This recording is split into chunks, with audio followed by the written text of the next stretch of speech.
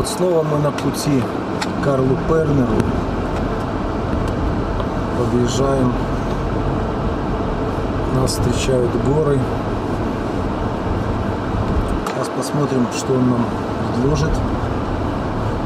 Потому что нужно остаться в зиму с племенным материалом, чтобы весной начать продуктивную работу. Планы огромнейшие.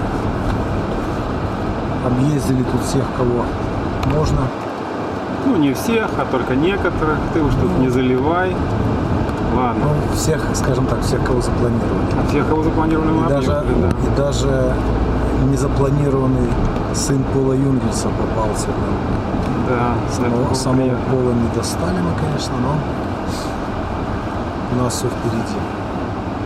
Здесь налево поворачиваем, судя по навигатору. К сожалению, плохая погода бывает не только у нас, она бывает в том числе и в Австрии. Карл Пернер извинялся, что несколько затянул с нашим материалом примерно на неделю. Но тем не менее мы скоординировали работу, приехали. И сейчас надеемся получить абсолютно все, на что мы рассчитываем. Ну вот мы и на месте. За Божьей помощью приехали.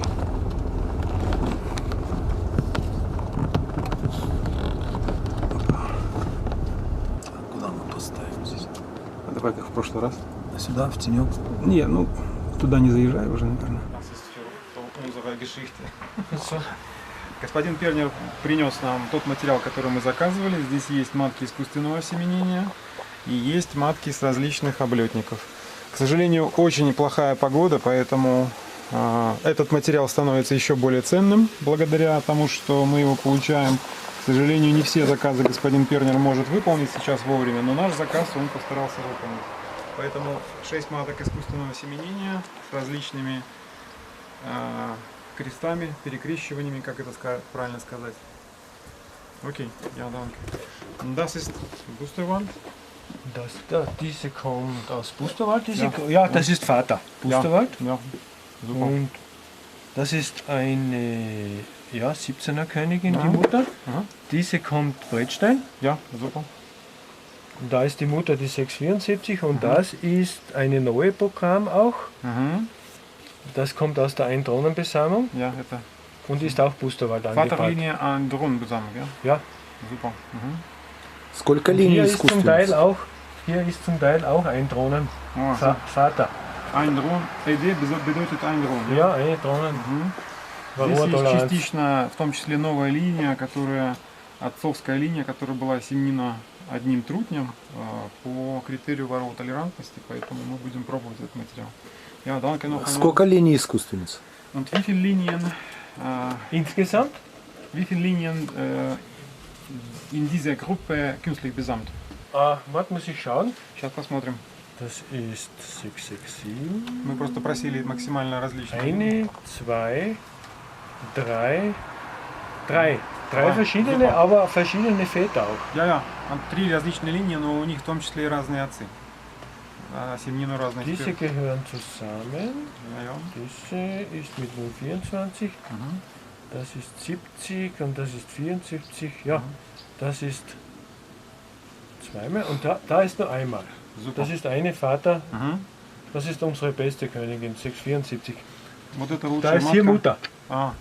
Вот это по материнской линии, вот здесь сделаны матки, а здесь одна из искусственниц осеменена от матки, трутнями от матки, которые здесь на пастике у господина Пернера считается самой лучшей. Все, спасибо. Моментом.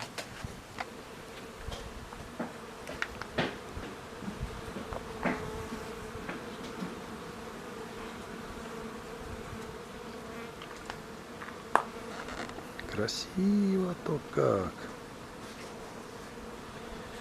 Ой, глаз радуется. Картинка просто Ну, на рабочем столе для фантастика. Windows. Ну, о чем ты хотел поговорить? Что вы там последнее говорили про о том, что если Да, я у кто-то господина Пернера начал уточнять, какие существуют законы. Ну, то есть я знаю, что есть закон, я наткался на нормативный акт. В 4 или 5 землях в Австрии законодательством запрещено держать любую пчелу нечистопородную карнику. Все, что не чистопородная карника, карается законом и прямо запрещено держать. И, соответственно, мы с ним начали обсуждать, что вот в том регионе, где господин Пернер, вот где мы сейчас находимся, в Штирмарк, есть такие запреты. Они устанавливаются на период 5 лет. И я натыкался на обалденно интересный и очень полезный документ.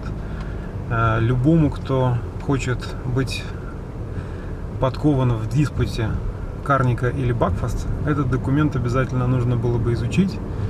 Если хватит сил Божьей помощи, я попробую его перевести, и, возможно, сделаем отдельное видео на эту тему. Но там, значит, есть ассоциации карники, есть карниководы, есть закон, который защищает карниководов и, соответственно, не защищает и запрещает хранение, содержание любой породы, в том числе и бакфаст, на территории этих регионов. Нарушение правила карается законом.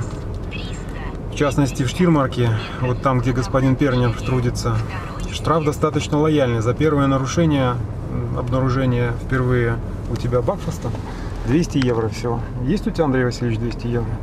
Ну, есть еще. Хорошо. Если второй раз, то, соответственно, штраф увеличивается. Точно так же, как, например, при скорости. А есть регион, родина самой карники считается, Кärntен. Так вот, в этом регионе за первый залет всего-навсего $7000, 7000 евро один штраф. Это за первый залет. За первый, да. Второй, Пернер даже сказал, по-моему, второй уже никто не доживает. То есть надо быть идиотом. Попадают они, наверное. Да, он первый и последний, судя по всему, да? потому что проще уже не иметь никаких пчел, чем один раз поиметь бакфаст. Так вот. Не, ну не суть, что это бакфаст. Это же может быть да, какая-то другая да, порода. конечно. Они же тоже возят, и кавказянку могут привезти. Так вот, этот закон периодически пересматривается.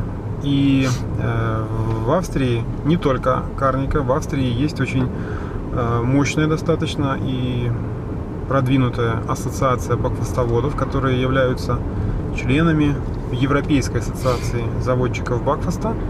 И вот они подготовили, на мой взгляд, шикарный документ с аргументами, с фотографиями, с выдержками из книг заслуженных авторов, таких как Рутнер, в которых они пункт за пунктом обосновывают, почему на закон, защищающий так называемую карнику, на самом деле ее не защищает, а на самом деле создает неравные условия, ограничивает бакфаст незаконным образом.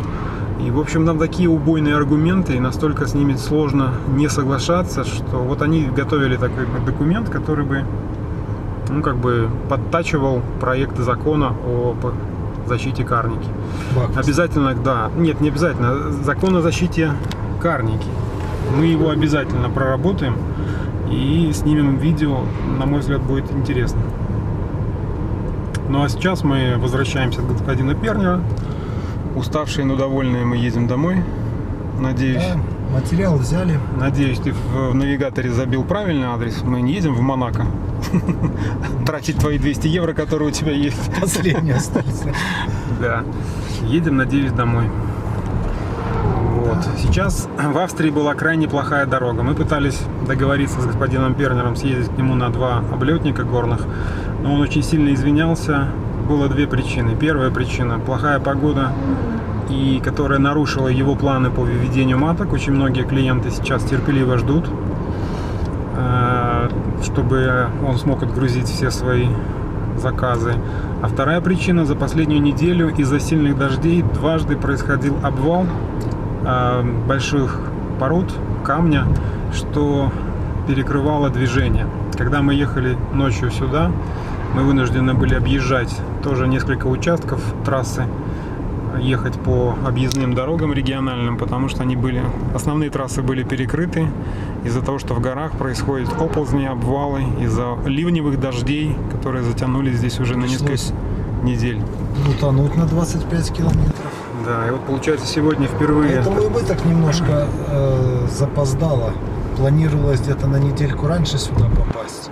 Да. Но тут уже ждали, как нам дадут команду старт. Так и поехали. Отмашку получили, приехали, забрали все, что планировали. Ну и счастливые и довольные мы возвращаемся домой. Да. Удачи нам по дороге. Так все и было. До встречи в эфире. Всем привет! Значит, сегодня хочу сказать о том, что получили мы маток австрийской селекции. Андрей, добрый день. Матки твои доехали. Всем привет. Пришла ко мне очередная племенная материнка из Австрии от Карла Пернера.